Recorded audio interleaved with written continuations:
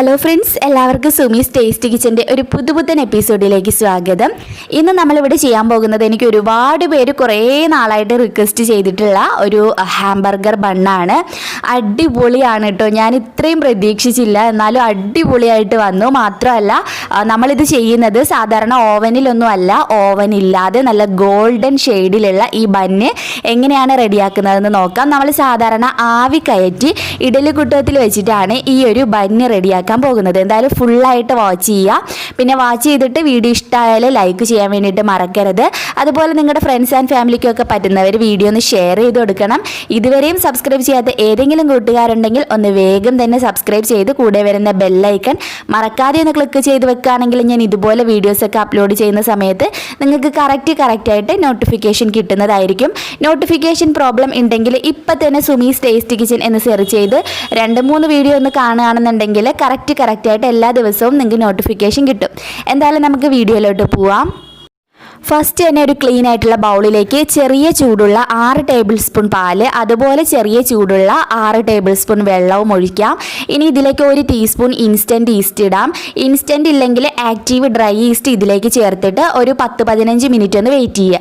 Instant ആയതുകൊണ്ട് ഞാൻ എല്ലാ ഇൻഗ്രീഡിയൻസും ഇപ്പം തന്നെ ചേർക്കുകയാണ്. ഇനി ഇതിലേക്ക് നമ്മൾ ചേർക്കാൻ പോകുന്നത് ഒരു 2 ടേബിൾ സ്പൂൺ അളവിൽ ഓയിലാണ്. നമ്മൾ ലാസ്റ്റ് വീണ്ടും ഓയിൽ ചേർക്കും.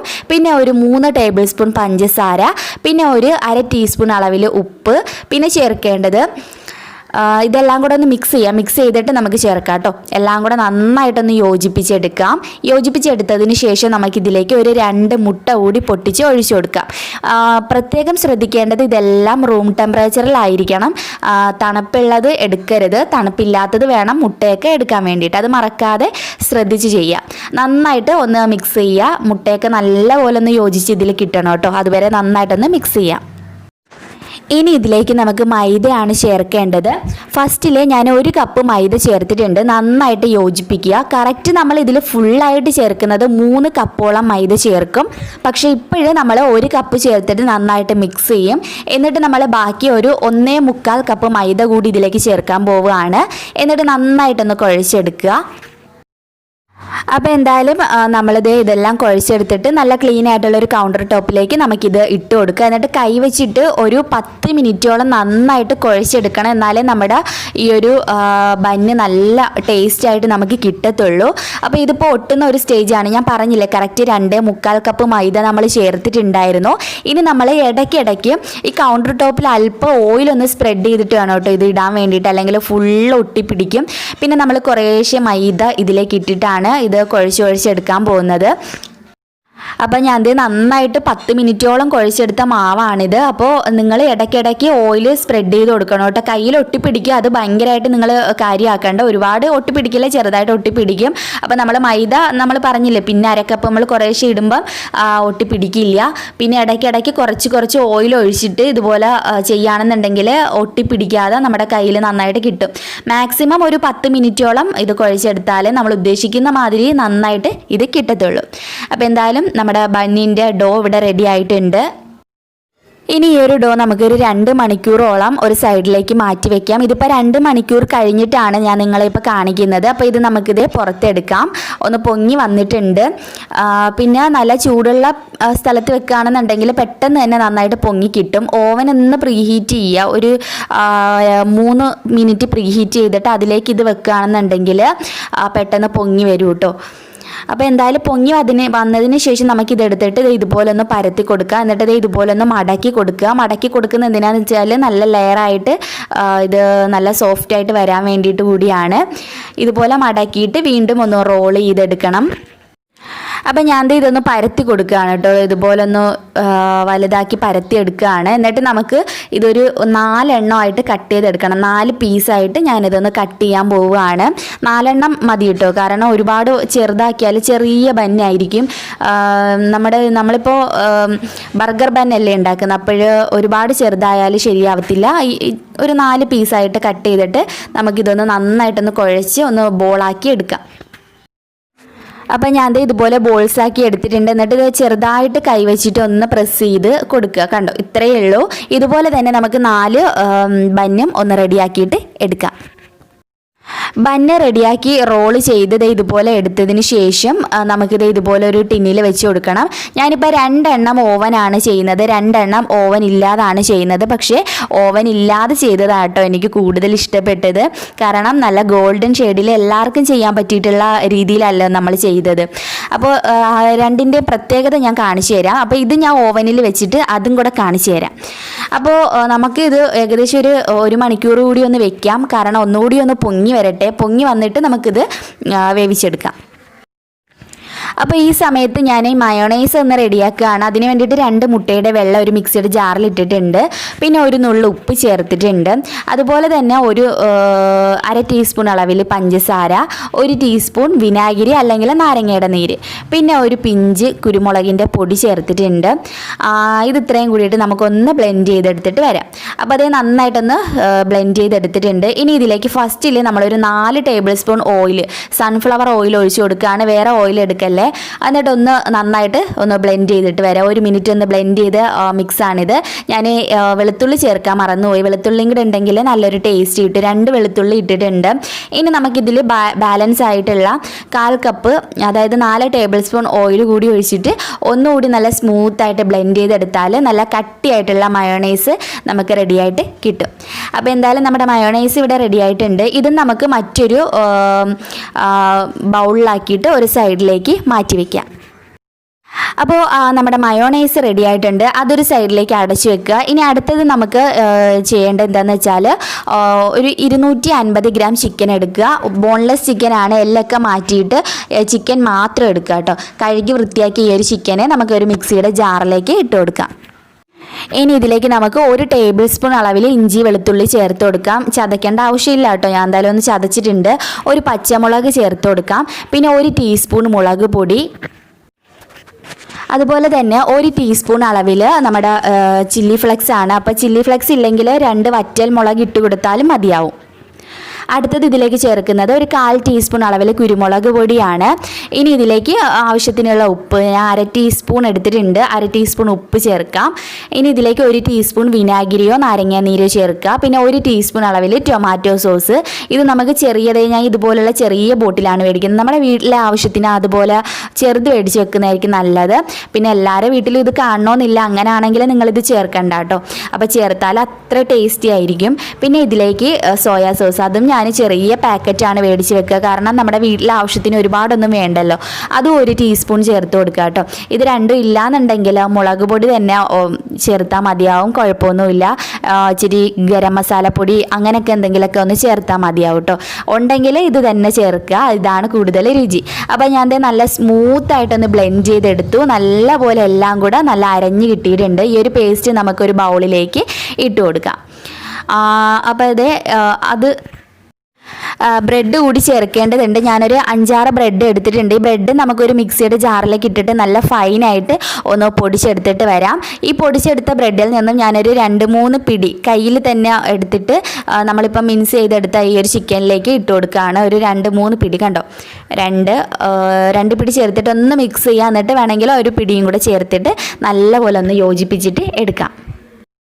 അപ്പോൾ എന്തായാലും നമ്മുടെ ഈ ഒരു മിക്സ് ഇവിടെ റെഡി ആയിട്ടുണ്ട്. ഇനി നമുക്കിത് ഫ്രൈ ചെയ്തെടുക്കണം. അതിന് കയ്യിലൊരല്പം ഓയിലൊന്ന് സ്പ്രെഡ് ചെയ്ത് കൊടുക്കുക, അല്ലെങ്കിൽ ഒട്ടിപ്പിടിക്കാൻ ചാൻസ് ഉണ്ട്. എന്നാലും കുഴപ്പമില്ല, എന്നാലും ഒന്ന് വെച്ച് കൊടുക്കുക. ഇത് നമുക്കൊരു 4 ബോളാക്കി എടുക്കാം കേട്ടോ. കാരണം നമുക്ക് 4 ബർഗറല്ലേ ഉള്ളൂ. അപ്പോൾ ഒരു 4 പീസാക്കി എടുക്കാം. കറക്റ്റ് 4 പീസാക്കിയിട്ട് നമുക്ക് കൈ വെച്ചിട്ട് തന്നെ നല്ലപോലെ ഒരു ബോളാക്കിയിട്ട് ഇതുപോലെ ഒന്ന് പരത്തി എടുക്കാം. ഇനി ഞാനിത് 4 ബോൾസും റെഡിയാക്കി ഇവിടെ എടുത്തിട്ടുണ്ട്. ഇനി ചെയ്യേണ്ടത് എന്താണെന്ന് വെച്ചാൽ ഒരു മുട്ടയിലേക്ക് 2 ടീസ്പൂൺ പാൽ ഒഴിച്ച് കൊടുക്കുക. എന്നിട്ട് നല്ലപോലെ ഒന്ന് മിക്സ് ചെയ്ത് വെക്കുക. അതുപോലെ തന്നെ നമ്മൾ നേരത്തെ ബ്രെഡ് പൊടിച്ചെടുത്ത് വെച്ചില്ലേ, അതും ഞാനൊരു സൈഡിൽ വെച്ചിട്ടുണ്ട്. ഇനി നമുക്കിത് ഓരോന്നെടുത്തിട്ട് ജസ്റ്റ് നമുക്ക് ഇതിലൊന്ന് ഡിപ്പ് ചെയ്യണം. ഇതുപോലെ ഒന്ന് ഡിപ്പ് ചെയ്തതിന് ശേഷം ബ്രെഡ് ക്രംസിൽ ഇതുപോലെ ഒന്ന് കോട്ട് ചെയ്യാം. ശരിക്കും കോൺഫ്ലെക്സ് ഉണ്ടെങ്കിൽ അത് വെച്ചിട്ട് ചെയ്യാം കേട്ടോ. ഇല്ലാന്നുണ്ടെങ്കിൽ ബ്രെഡ് വെച്ചിട്ട് ചെയ്യുക. കോൺഫ്ലെക്സ് ആണ് കൂടുതലായിട്ട് യൂസ് ചെയ്യുന്നത്. അപ്പോൾ എന്തായാലും ഞാൻ ഇതൊന്ന് കവർ ചെയ്തിട്ടുണ്ട്. ഇതുപോലെ തന്നെ നമുക്ക് ബാക്കിയുള്ള 4 എണ്ണവും ഒന്ന് റെഡിയാക്കിയിട്ട് എടുക്കാം. അപ്പം ഞാൻ ഇതെന്തായാലും ഒന്ന് ഫ്രൈ ചെയ്ത് കൂടി എടുക്കാൻ പോവുകയാണ്. അതിന് വേണ്ടിയിട്ട് ആവശ്യത്തിന് ഓയിൽ ഒഴിച്ചു കൊടുക്കാം. ഒരു പകുതിയോളം മുങ്ങിക്കിടക്കുന്ന രീതിയിൽ ഓയിൽ ഒഴിച്ചു കൊടുക്കുക കേട്ടോ. ഇനി നമുക്ക് 2 എണ്ണം വീതം ഫ്രൈ ചെയ്താൽ മതി, എല്ലാം കൂടെ ഒന്നിച്ച് വെക്കേണ്ട. 2 എണ്ണം വീതം നമുക്ക് ലോ ഫ്ലെയിമിലിട്ട് തന്നെ ഇത് വേവിക്കണം. കാരണം എന്താണെന്ന് വെച്ചാൽ ഇത് ചിക്കനാണ്, വെന്ത് വരേണ്ട, ഉള്ളൊക്കെ നല്ല വേവണം. അപ്പോഴും നമുക്കിതൊന്ന് ലോ ഫ്ലെയിമിലിട്ടിട്ട് വേവിക്കാം. ഒന്ന് അടച്ച് വെക്കുകയാണെങ്കിൽ ആ ആവി തട്ടിയിട്ടും നന്നായിട്ടൊന്ന് വെന്ത് കിട്ടും. നല്ലൊരു ഗോൾഡൻ ഷെയ്ഡ് ആവുന്ന സമയത്ത് നമുക്കിതൊന്ന് തിരിച്ചിട്ട് കൊടുക്കാം. 2 സൈഡും നല്ലൊരു ഗോൾഡൻ ഷെയ്ഡ് ആവട്ടെ. അപ്പോൾ എന്തായാലും ഇത് നന്നായിട്ട് വെന്ത് വന്നിട്ടുണ്ട്. ലാസ്റ്റ് നമുക്കിത് തുറന്നിട്ട് ചീസിൻ്റെ സ്ലൈസ് ഉണ്ടല്ലോ, ചീസ് സ്ലൈസ്, അത് നമുക്കിതിൻ്റെ ടോപ്പിലായിട്ട് വെച്ച് കൊടുക്കാം. ലോ ഫ്ലെയിമിൽ തന്നെയാണ് കിടക്കുന്ന. ആ ചൂട് തട്ടി നമ്മുടെ ചീസ് അങ്ങ് ഉരുകി നന്നായിട്ടൊന്ന് വെന്ത് വന്നോളും, കുഴപ്പമൊന്നുമില്ല. നന്നായിട്ട് ഒന്ന് അടച്ച് വെക്കുക. അടച്ച് വെച്ച് ഒന്ന് വെയിറ്റ് ചെയ്യുമ്പോൾ അതൊന്ന് ഉരുകി കിട്ടും. എന്നിട്ട് നമുക്കിതിൽ നിന്നും ഇത് എടുക്കാം. അപ്പോൾ എന്തായാലും ഇതും ഇവിടെ റെഡിയായി, അതൊരു സൈഡിലേക്ക് വെക്കാം. ഇനി അടുത്തത് എന്താണെന്ന് വെച്ചാൽ നമ്മളെ ബേക്കിങ്ങിൻ്റെ പരിപാടികളാണ്. ഇതിപ്പോൾ 1 മണിക്കൂർ കഴിഞ്ഞിട്ടുണ്ട്. ഇനി എന്താ ചെയ്യേണ്ടതെന്ന് വെച്ചാൽ മുട്ടയുടെ മഞ്ഞ മാത്രം എടുക്കുക കേട്ടോ. മുട്ടയുടെ മഞ്ഞ എടുത്തിട്ട് ഇതിൻ്റെ ടോപ്പിലായിട്ടൊന്ന് സ്പ്രെഡ് ചെയ്ത് കൊടുക്കുക. ഇനിയിപ്പം ചിലവരുടെ കയ്യിൽ ബ്രഷ് കാണില്ല, അതുകൊണ്ടാണ് ഞാൻ ഇങ്ങനെ കാണിക്കുന്നത്. അല്ലെങ്കിൽ കൈ വെച്ചിട്ട് ചെയ്താലും മതിയാവും കേട്ടോ. കൈ വെച്ചിട്ടൊന്ന് സ്പ്രെഡ് ചെയ്ത് കൊടുത്താലും മതിയാവും. എന്നിട്ട് ഇതിൻ്റെ മുകളിലായിട്ട് വെള്ള കളറിലുള്ള എള്ളുണ്ടല്ലോ, ആ എള്ള് കൂടി ഇതിൻ്റെ ടോപ്പിൽ ഇട്ട് കൊടുക്കുക.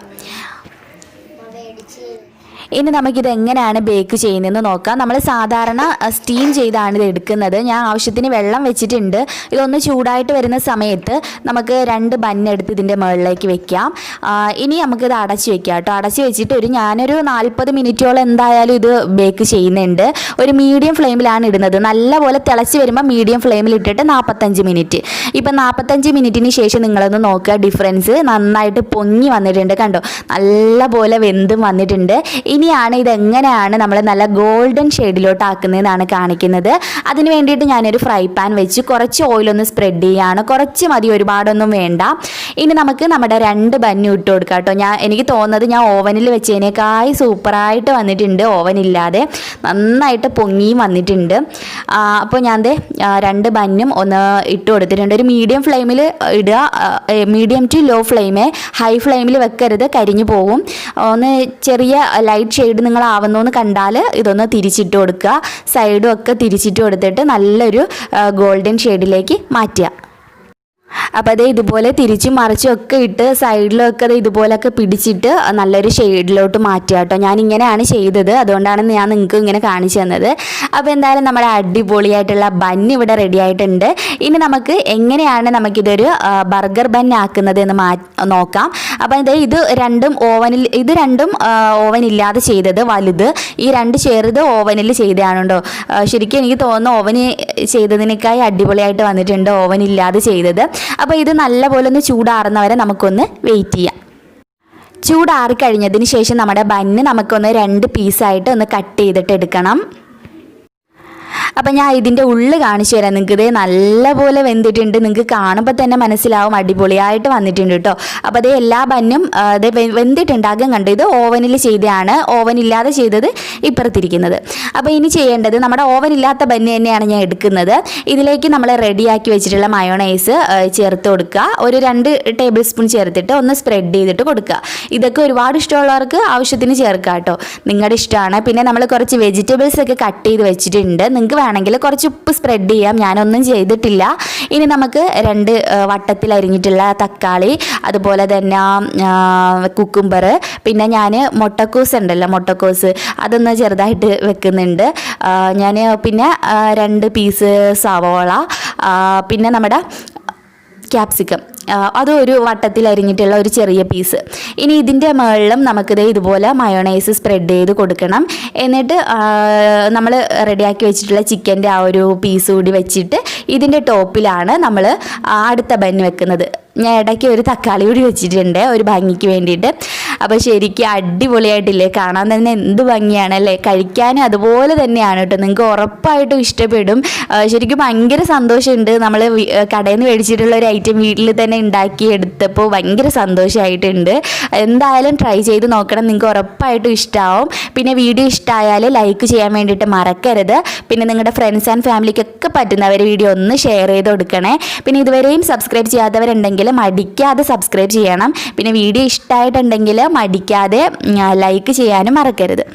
എന്തായാലും നിങ്ങൾക്ക് ഈ ഒരു ബർഗർ ബൺ ഇഷ്ടമായെന്ന് തന്നെ വിചാരിക്കുകയാണ്. ഇഷ്ടമായിട്ടുണ്ടെങ്കിൽ താഴെ കമൻറ്റ് ബോക്സിൽ കമൻസ് ഒക്കെ പറയുക. നമുക്ക് എന്തായാലും പുതിയൊരു റെസിപ്പി വീഡിയോയുമായിട്ട് വീണ്ടും കണ്ടുമുട്ടാം. അതുവരേക്കും ബൈ, ടേക്ക് കെയർ.